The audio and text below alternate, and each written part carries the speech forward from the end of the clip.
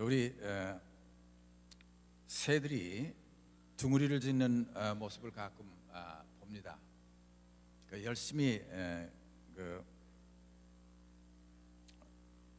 두 새가 엄마 아빠 새가 이제 집 나뭇가지들을 날라서 나무 위에다가 열심히 날라다가 놓죠. 그리고 그걸 묻히기 위해서 진흙을 또 가지고 와서 새들이 그 집을 짓는 걸 보면 참 놀라워요. 어떻게 그렇게 짓나. 집을 지은 다음에 그 다음에 거기에서 알을 낳고 새끼를 낳아서 기릅니다. 그리고 그 새끼들이 이제 그 집에서 기다리면 먹이를 먹어다가 또 입 벌리고 기다리는 새끼들에게 나눠주죠. 그 모습은 참 아름답습니다. 새들은 자기가 살 둥어리를 자기가 짓습니다. 자기가 지어놓은 그 둥어리 속에서 자기가 삶을 살죠. 사실 우리도 원래는 집을 우리가 지어서 그 집에서 우리가 살아야 되는데 요즘 우리는 남이 지어놓은 집을 우리가 사서 우리가 살고 있습니다. 그렇기 때문에 내가 지은 집에 내가 산다고 하는 것은 동물 세계에서처럼 그렇게 깊이 느껴지지 않죠. 그러나 우리가 사는 단순히 지금 눈에 보이는 그런 집을 얘기를 하는 것이 아니라 우리의 삶, 매일매일 우리가 말하고 생각하고 행동하고 또 사람들과 교제하면서 또 가족과 어울려서 생활하는 모든 삶의 그 모습 하나가 결국 내 삶을 지어가고 있습니다. 내 삶의 집을 짓는 것입니다. 그리고는 내가 지어놓은 그 집 속에 내가 산다는 사실입니다. 오늘 우리가 집을 지을 때도 자기가 지을 집을 짓는 사람들이 있어요. 동시에 집 장사가 집을 지어서 남들에게 파는 집이 있습니다. 우리가 그 집 두 가지를 비교해 보면 자기가 살 집을 지은 집들은 상당히 정성을 들여서 모든 재료든지 모든 것을 섬세하게 잘 썼어요. 장사하기 위해서 집을 지어서 팔기 위해서 지었던 집들은 어디든지 겉으로 보기에는 좋은데 속에는 그만큼 신실하게 모든 것들을 잘 넣어서 짓지 않은 모습을 우리가 보게 됩니다. 우리가 사는 집도 마찬가지입니다. 내 삶도 내가 살 집이기 때문에 정성스럽게 잘 지어야 되죠. 자기가 살 집을 자기가 지을 때에는 자기의 그 라이프 스타일, 사는 그 자기의 방법 혹은 자기가 사는 그 아이디얼, 이상 이런 것들이 그 집에 반영이 됩니다. 예를 들어서 집이 파티를 좋아하는 집들은 크게 파티장을 쓰기 좋게 그렇게 짓죠. 그리고 오손도손 가족과 행복하게 잘 살기를 원하는 집은 그만큼 속의 내용들을 그런 것을 담아서 짓게 됩니다. 제가 미국에 와가지고 오래전에 타임 매거진을 읽었는데요. 그 뒤에 거진 뒤쪽에 이런 이야기가 하나 있어요. 한 부자가 굉장히 비싸고 큰 집을 그 당시 지었습니다. 아마 베드룸이 거진 10개도 넘고 아마 거진 20개가 되는 그런 베드룸을 가진 집이에요. 그리고 드라이브웨이, 자동차 타고 들어오는 그 긴 드라이브웨이도 전부 밑에 전선을 깔아가지고 겨울에도 히팅이 되기 때문에 눈이 오면 그냥 저절로 높게 지었고, 또 스위밍풀도 집 안에 수영장이 있습니다. 개인이 사는 집인데 그렇게 크게 지었어요. 그리고 그 당시에 테크놀로지, 기술에 필요한 거는 집안에 다 있습니다. 뭐 그렇게 진 유명한 집이기 때문에 그걸 타임즈에 소개를 했어요. 그래서 그 집에는 모든 것을 다 갖춘 그런 큰 집인데 마지막 그 아티클이 끝난 다음에 한마디 코멘트를 했는데 뭐라고 했냐면 이 집은 모든 것을 다 갖췄지만 한 가지를 갖추지 못했다. 그건 뭐냐면 홈, 우리 가정을 이루는 가정집이 되기에는 너무 크다라고 얘기를 했어요. 우리가 사람이 살면서 그 집을 내 사는 집을 짓는데 내가 원하는 내 삶에 알맞도록 자기가 집을 짓고 있습니다. 우리 집을 그러기 때문에 잘 지어야 합니다. 행복을 원하면 행복이 깃들 수 있는 집을 지어야 하죠. 더럽게 지은 집은 그러면 그 더러운 속에서 내가 살아야 되는 것이요. 날림으로 지은 집은 그 날림집에서 내가 살아야 되는 것입니다. 우리 삶의 집은 내가 지은 집에서 내가 산다는 사실입니다. 오늘 읽은 성경 말씀은 우리 주님께서 하신 말씀이죠. 누구든지 나의 이 말을 듣고 행하는 자는 그 집을 반석 위에 지은 지혜로운 사람 같으리니 비가 내리고 창수가 나고 바람이 불어 그 집에 부딪히되 무너지지 아니하나니 이는 주추를 반석 위에 놓은 까닭이요 나의 이 말을 듣고 행하지 아니하는 자는 그 집을 모래 위에 지은 어리석은 사람 같으리니 비가 내리고 창수가 나고 바람이 불어 그 집에 부딪힘에 무너져 그 무너짐이 심하리라. 우리가 지은 집 반석 위에 하나님의 말씀을 잘 듣고 그 뜻대로 행하는, 그렇게 사는 사람은 반석 위에 지은 사람 같아서 비바람이 불고 폭풍우가 몰아쳐도 그 집은 무너지지 않는다. 모래 위에 지은 집은 그렇지 않다는 말씀을 하셨습니다. 오늘 이 말씀을 통해서 내가 사는 집을 내가 짓는데 세 가지를 우리가 생각하고 싶어요. 하나는 뭐냐면 우리 집을 견고한 터 위에다 집을 지어야 되겠다. 우리의 집의 터가 견고해야 됩니다. 두 번째 드리고 싶은 말씀은 좋은 재료로 규격에 맞춰서 바로 집을 지어야 됩니다. 그리고 마지막으로 우리 집은 내가 살 집이기 때문에 아름다운 정원을 가꾸고 영혼의 창문을 열어놓고 그 창문이 있는 집을 짓고 살아야 되겠다라는 말씀으로 드리고 싶은 것입니다. 먼저 우리는 집을 지을 때는 집의 그 기초가 굉장히 중요합니다. 높은 집을 지을 때는 기초가 그 높은 집을 감당할 만큼 깊이 파고 기초를 놓아야 돼요. 기초가 든든치 못한 집은 금이 갈라지고 무너지게 되지요. 제가 퍼큐시에 있을 때 교회 건축을 했습니다. 근데 그 파운데이션 밑에 그 터를 잡는 게 굉장히 중요해요. 그 설계해서 놓았던 자리가 보니까 땅을 파보니까 반석이에요. 바위예요. 반은 바위고, 그리고 바위가 없는 다른 한쪽은 또 굉장히 깊은 모래 같은 흙이 쌓여 있는 곳이더라고요. 그러니까 기초 공사를 하는데 생각보다 돈이 많이 들었어요. 깊이 모래가 있는 데는 아주 깊이 파가지고 기초 공사를 해야 되고, 또 반석 위에 있는 거는요, 반석이니까 그냥 쉬운 줄 알았더니요, 반석에다가 기초를 놓을 때는요 하나하나 구멍을 이렇게 파야 된대요. 바위를 뚫어서 거기다가 철근을 꽂아놓고 그리고 거기다 묻혀서 해야지, 그냥 그 위에다가 기초를 쌓아놓으면 얼고 녹을 때 이게 밀려서 흔들려가지고 기초가 흔들린대요. 그래서 집이 괴리가 생기니까 그렇게 해야 된다고.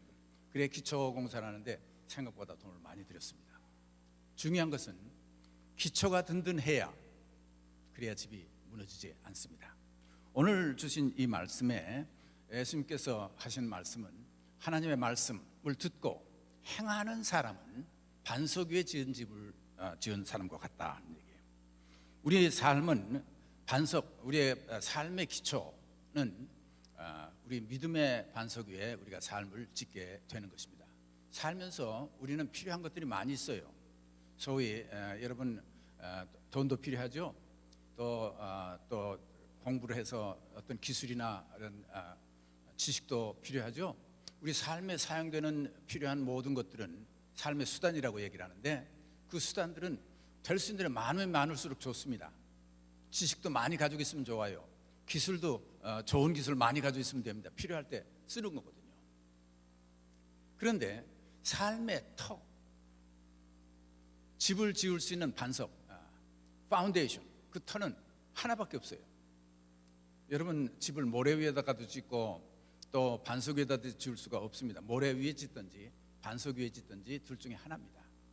우리의 삶의 터전은 하나를 골라서 그 터 위에 세워야 되는 거예요.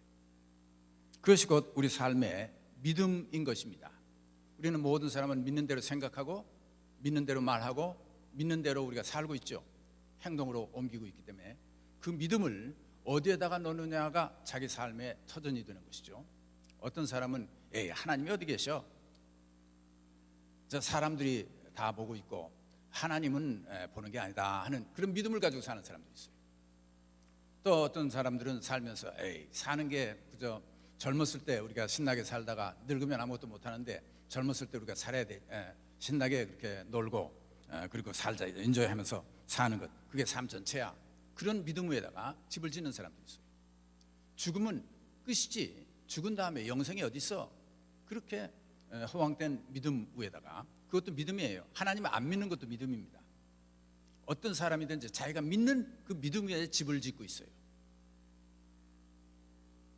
어떤 사람은 내 주먹을 믿어라 하면서 그 주먹 위에다가 집을 짓죠. 그러나 아무데나 주먹만 강하게 만들어서 휘둘러 대잖아요. 믿는 대로 사는 거죠. 우리는 과연 그 믿음을 어디에 두어야 할까요? 우리는 살아계신 하나님, 천지를 창조하신 하나님이 이 모든 것을 창조하시고 섭리하시고 그리고 우리의 생명도 주셨다고 믿고 있습니다. 그 믿음의 터 위에다가 우리는 집을 지어야 돼요. 그리고 그 하나님께서 예수 그리스도 독생자를 우리를 보내주셔서 우리를 구속하시고 그리고 우리에게 하나님의 자녀가 되는 권세를 주시고 그리고 부활하셔서 우리에게 부활의 첫 열매가 되셔서 우리에게 영원한 생명을 약속해 준 예수 그리스도, 그분이 약속해 준 그 믿음, 그 위에다가 우리의 집을 짓고 있습니다. 그 믿음과 그것을 믿지 않는 믿음 사이에는 큰 차이가 있죠. 우리는 견고한 터, 이 세상 모든 것이 다 지나고 나도 흔들리지 않고 남아있는 그 터 위에다가 집을 지어야 됩니다. 오늘 세상은 너무나도 많은 것이 바뀌어지고 있어요. 오늘까지 좋았던 게 내일 다 없어져. 테크놀로지, 우리 기술들이 너무나 빨리 발전하기 때문에요. 지금 제일 좋은 것을 기계 샀어도요 1년이 지나고 나면 벌써 그건 옛날 게 되고 새로운 것이 나오잖아요. 너무나도 변하는 게 많습니다. 우리가 사는 방법도 그렇게 바뀌고 있죠. 그러나 바뀌지 않는 것이 있습니다. 영원하신 하나님, 살아계신 하나님께서 우리의 삶을 주장하시는, 시간이 다 지나가도 변하지 않는 그 터 위에다가 우리는 집을 지어야 됩니다. 누구든지 나의 말을 듣고 행하는 자는 그 집을 반석 위에 지은 지혜로운 사람과 같다. 하나님의 말씀을 듣고 행한다라는 말씀을 주님께서 하셨어요.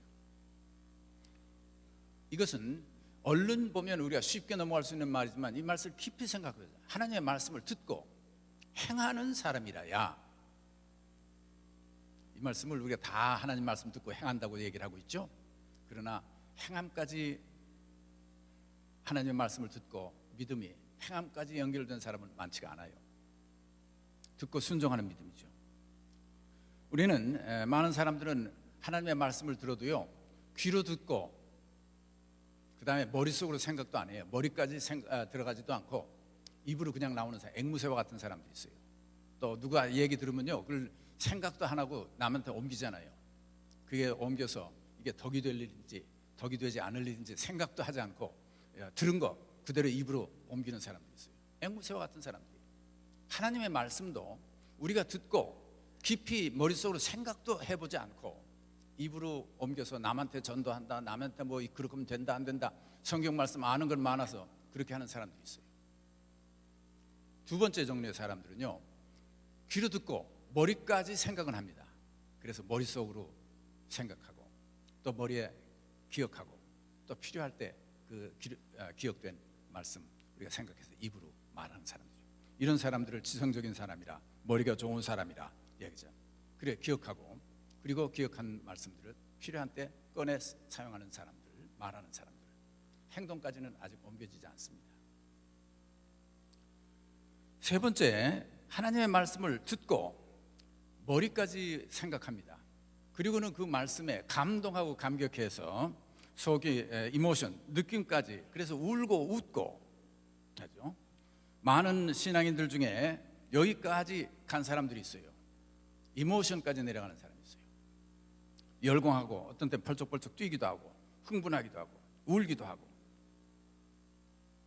여러분 락 콘서트, 젊은이들이 많이 수만 명 모여서 노래하는 사람들이 노래하면요 막 북치고 뭐 굉장히 하면 그냥 애들 뭐 막 미친 듯이 뛰지 않습니까? 그것도 이모션이.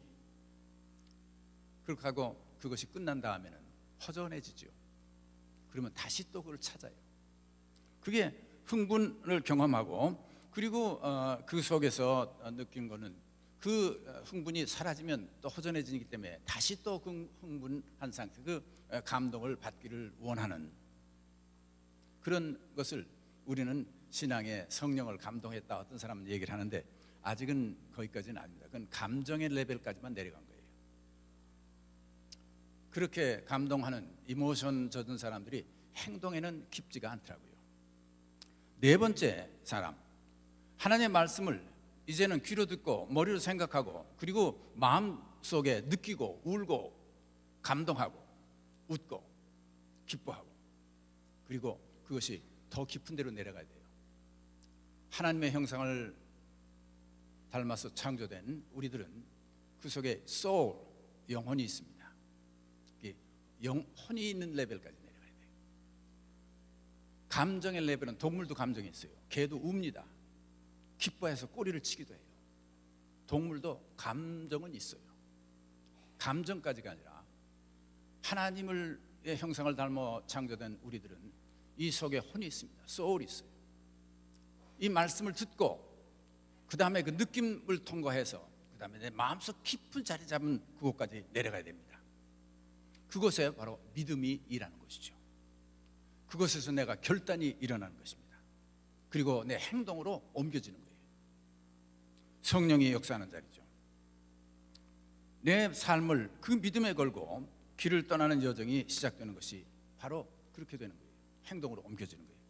듣고 행동으로 옮기는 사람은 바로 이 모습을 얘기를 합니다. 아브라함이 어디까지 들어? 듣고 입으로 말한 사람이에요? 듣고 머리로만 생각했던 사람이에요? 듣고 느낌까지 내려갔던 사람입니까? 아니에요. 아브라함은 하나님께서 고향 친척집을 떠나서 내 가라는 곳을 가라 하는 말씀을 들었을 때 그는 모든 것을 고향집 짐을 싸고 그리고 길을 떠났던 사람이에요. 어디로 가는지 알지 못하지만 그 말씀을 따라 행동으로 옮겼던 사람이에요. 이것은 믿음입니다. 그리고 순종이에요. 그리고 결단이에요. 이것이 따랐어야 믿음이 되는 겁니다. 믿음이라고 하는 것은 그런 거예요. 살아계신 하나님의 음성을 듣고 그 약속을 믿고 그리고 예수 그리스도께서 우리를 구원하신 그 사건을 우리가 믿고 그리고는 그 믿음이 내 행동, 삶의 행동으로 옮겨질 수 있게 될 때 우리는 그 믿음의 반석 위에 내 집을 짓는다는 것이죠. 아브라함 떠나라 할 때 갈 바를 알지 못하고 떠났던 아브라함이에요. 이삭을 제물로 바치라 했을 때 그는 머리로는 도저히 생각이 안 되는 거예요. 감정으로는 도저히 바칠 수가 없어요. 그렇지만 그는 하트, 깊은 속에 믿음으로 그는 실천에 옮겼던 사람이죠. 자기의 전적인 삶을 걸고 시작한 인생의 첫걸음, 바로 이것이 믿음 위에 우리의 집을 짓는 것입니다. 견고한 터전이죠. 두 번째, 우리 집을 지을 때 좋은 건축자재로 견고하게 규격에 맞게 날림 공사가 아니라 바로 집을 지어야 합니다. 내 삶의 집을 짓는데도 그렇게 지어야 돼요. 영원히 타지 않는 것으로 우리가 살아가는 동안 우리의 삶에는 날씨가 좋고 편안한 때만 있는 것이 아니라 우리가 사는데 어렵고 곤란한 시간들이 있습니다. 폭풍 후 바람이 불고 아주 큰 시련이 닥쳐오는 기간들이 있어요. 그 기간이 그렇게 길지는 않습니다. 지난 다음에 다시 바람이 잔잔해지고 햇빛이 나죠. 그러나 문제는 그 기간 동안에 실패하는 사람이 있고 그 기간을 넘기는 사람들이 있어요. 소위 사람들이 성공하는 사람과 실패하는 사람의 특징은 어디 있냐면 모든 것이 순탄하게 잘 갈 때 잘 가고 못 가서 실패하고 성공이 갈라지는 게 아닙니다. 모든 사람이 다 편안할 땐 다 갈 수 있어요.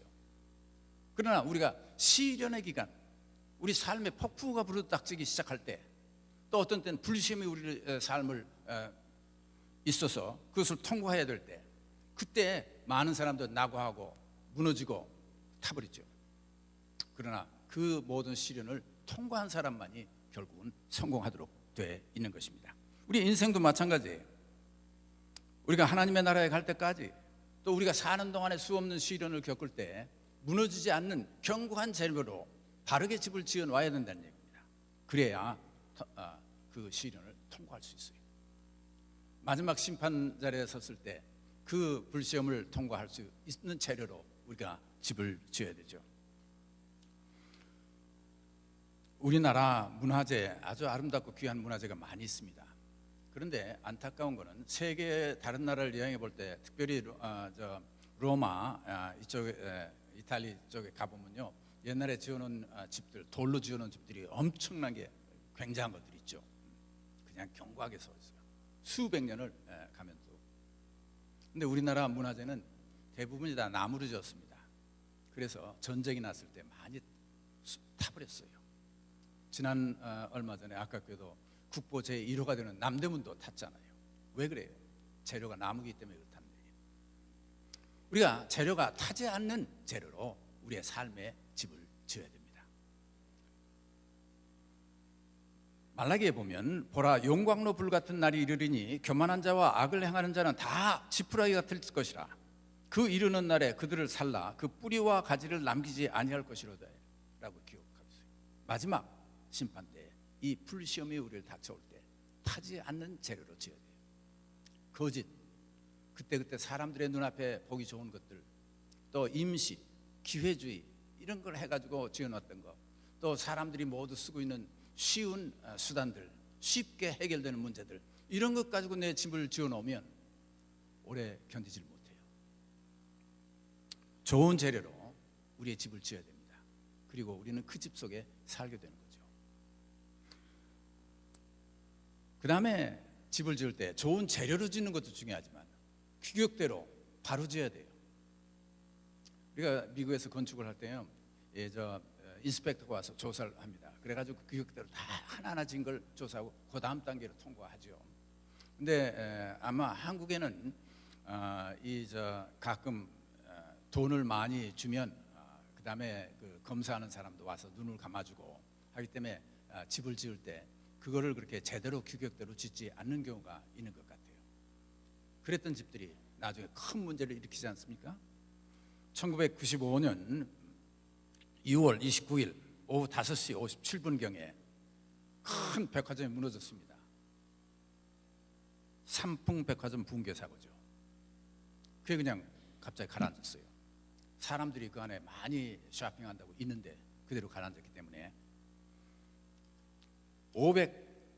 502명이 사상자를 냈습니다.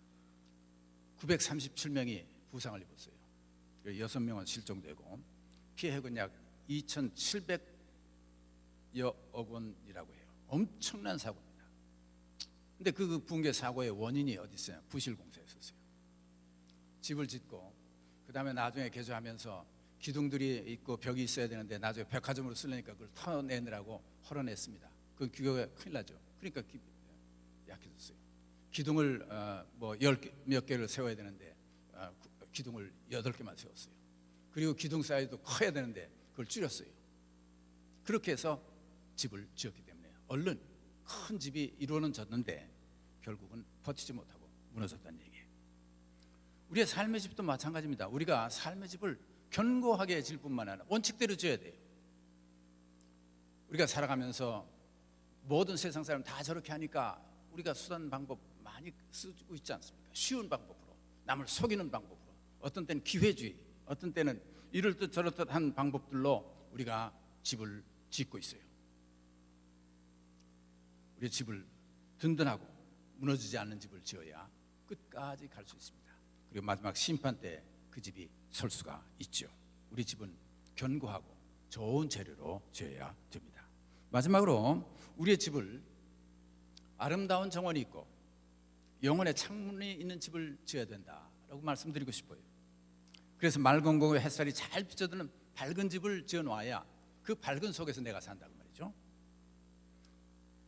내가 그 집에 살 것이라고 하면 여러분 집을 더럽게 이것저것 그냥 썩을 것들을 많이 쌓아놓고 살면 어떻게 되겠어요? 그 속에서 내가 아름답게 살 수 있어요?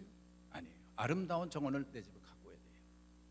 꽃이 펴 있고 그래서 그걸 잘 가꿀 때 결국 내가 사는 집에 그 정원에 아름다운 정원이 있어서 내가 아름다움을 보고 아름답게 살 수 있지 않습니까? 내가 살아야 할 집은 박물관이 아닙니다. 내가 살아야 될 집은 미술관도 아니에요. 내가 살아야 될 집은 좋은 물건을 많이 지내놓는 그런 백화점의 진열장도 아니에요. 내가 살아야 될 집은 정치인들이 모여서 정략을 모의하는 장소도 아니요, 내가 살아야 될 집은 사업가들이 모여 사업을 논의하는 장소도 아닙니다. 내가 살 집은 동지들이 모여서 싸움할 무기 이런 것들을 모아놓는 장소도 아니죠. 내 집은 내 사랑하는 아내, 남편, 그리고 내 식구들과 함께 피곤하고 어려운 세상에서 하루 살고 집에 돌아와서 오손도손 앉아서 쉼을 가질 수 있는 장소가 내가 사는 집이에요. 그 집에는 아름다움이 있어야 됩니다. 아름다운 정원을 갖고 놔야 돼요. 좋은 가구도 필요하지만 아름다운 정원을 갖고서, 그래 그 집에 오면 꽃이 펴 있고, 그리고 아름다움을 보면서 우리 모두가 같이 그 아름다움을 즐길 수 있을 때 그 집은 내가 아름답게 살 수 있는 집이 되는 것이죠. 여러분, 지나가는 나그네 불쌍한 사람이 있을 때 대접해 보세요. 그것은 아름다운 꽃이 되어서 여러분에게 돌아옵니다. 힘들고 어려운 사람들이 있을 때 따뜻한 얘기로 위로해주고 도와줘 보세요.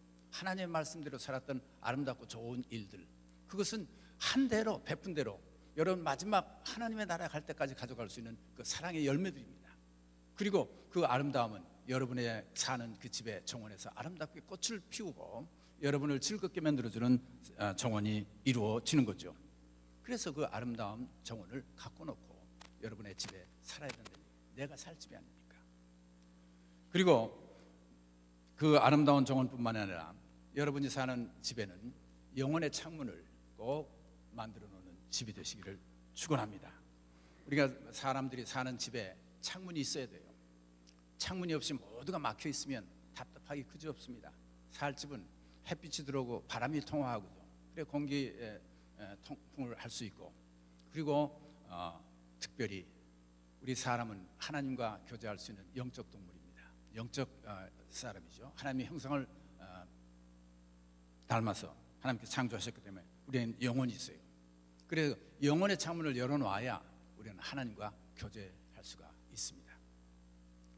만약에 여러분이 지금 세상에 태어나가지고 조그만 방 그에서 일평생을 살았다고 합시다. 그 밖을 나가보지를 못하고 그 방에 살았다. 그 방이 우리 프로신 교회 이 성전만한 방인데요. 여러분 이쪽 편에는 지금 스테인글라스만 이쪽을 내다볼 수 있는 창문이 있어요. 그래 보니까 그쪽에 높은 산이 있구만요. 아름다운 경치가 그쪽에 펼쳐져 있죠. 또 이쪽에도 창문이 있어요. 내다보니까 이쪽은 들판이 있어요. 그래가지고 넓은 평야에 곡식들이 있는 그런 게 있죠. 전원이 있어요. 그 다음에 저쪽에 또 창문이 있습니다. 그쪽을 보니까 그쪽은 황야예요. 넓은 들판 사막 같은 그런 것이 있어요. 세상에 이런 데도 있구나. 그래서 여러분이 창문을 가지고 내다보면서 세상은 이런 것이다 보고 알고 있습니다. 그런데 이쪽에는 창문이 없어요. 어떤 사람이 밖에서 와가지고 이렇게 보면서 이 집 참 좋다 하면서, 근데 왜 여기에 창문이 없어? 답답하네요. 그러니까 그쪽은 뭐가 있는데요? 그쪽은 바다가 있어요. 바다. 이 집에 나와서 창문이 없어 바다를 본지 못한 사람은 바다가 뭔지 모릅니다. 그렇죠? 세상에 여기 문이 없어. 바다가 어떤지 몰라요. 바다가 어떻게 생겼어요? 바다 물이에요. 물이 어떻게 해요? 얼마나 많아요? 굉장히 많죠.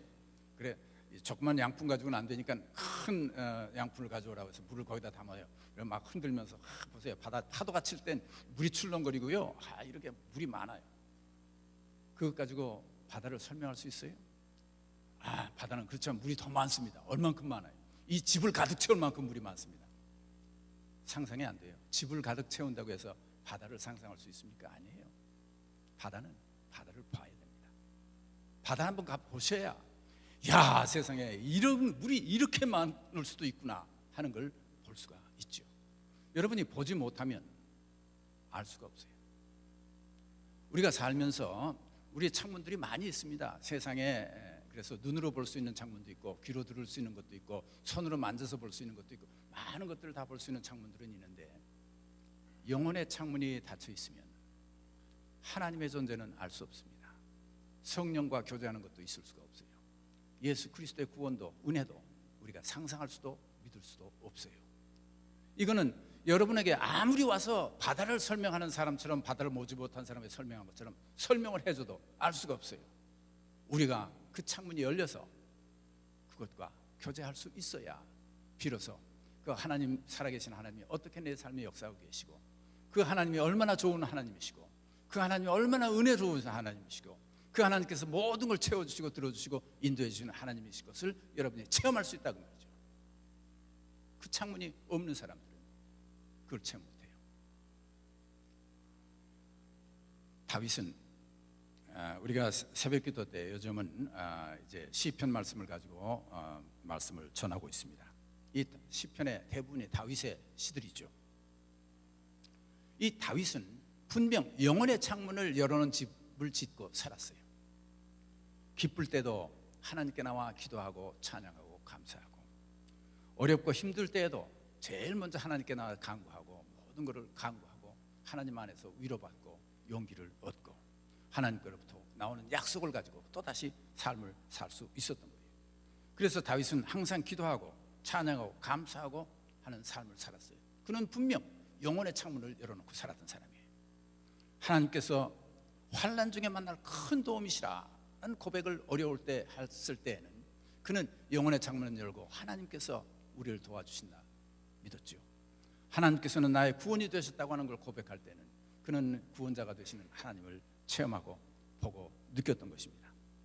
또 좋을 때 하나님께 여호와 우리 주여, 주의 이름이 온 땅에 어찌 그리 아름다운지요, 주의 영광이 하늘을 덮었나이다 하고 감격하고 찬양하는 시를 썼을 때에는 그는 진정 영혼의 창문을 열고 놀라우신 하나님의 은혜와 아름다움을 보았던 것이죠. 영혼의 창문 있는 집에 사는 사람만이 경험할 수 있는 삶의 황홀한 것입니다. 사랑하는 성도 여러분, 좋은 견고한 집을 짓는 것도 중요하죠. 좋은 터위에 짓는 것도 굉장히 중요해요. 그러나 우리의 집에 아름다운 정원과 또 영혼의 창문을 열어놓고 여러분의 집을 짓고 그 집에서 사시기를 주의 이름으로 축원합니다. 기도하십시다. 사랑과 자비가 풍성하신 하나님, 주님의 은혜 감사드립니다. 이제 우리가 지은 집에 우리가 산다고 하는 이 놀라운 사실을 다시 한번 확인합니다. 이제 견고한 터 위에 집을 지을 수 있도록 도와주시고, 좋은 재료 집을 잘 지을 수도 축복하시고, 이제 우리 집에는 아름다운 정원과 그리고 영혼의 창문을 열어놓고 사는 집이 될 수 있도록 축복해 주시옵소서. 예수 그리스도의 이름으로 기도합니다. 아멘.